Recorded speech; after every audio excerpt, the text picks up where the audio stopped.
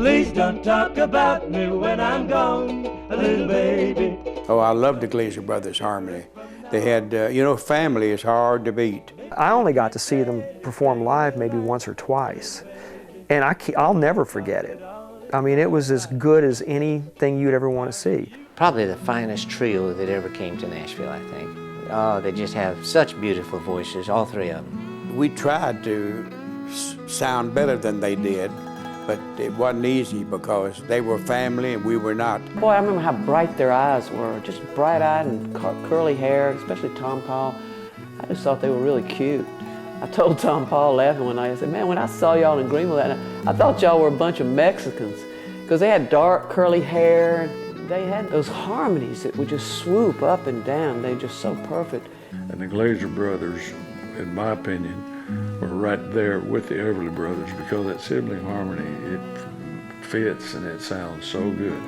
So they set the bar for the harmonies. And they had it nailed down. They had their show, they knew what they were doing. It like popped from one song to the next, and it was funny and it was entertaining. And and they'd do these acrobatic kind of vocal things that were like a vocal version of the Cirque du Soleil. It was like, are you kidding me? Howdy, everybody, and welcome to the Grand Ole Opry Show. We're the Glaser brothers, and this is good old Jim Glaser. Give him a big hand. He don't get too much money, just sings high. Sure does get high. This is good old Chuck Glaser over here. Give him a big hand. And I'm the great Tom Paul. You don't have to give me a big hand unless you want to. In the history of country music, that's really where they have gotten their place, not just with their harmonies and stuff, but also what they did business-wise, all those different things which really kind of opened up avenues for artists that didn't exist, before then. So I hope that's where they'll be remembered. I think that's where the real contribution was, those two things. The number of things that came through Tom, Paul, and Chuck and Jim's world that turned out to be meaningful, pretty amazing.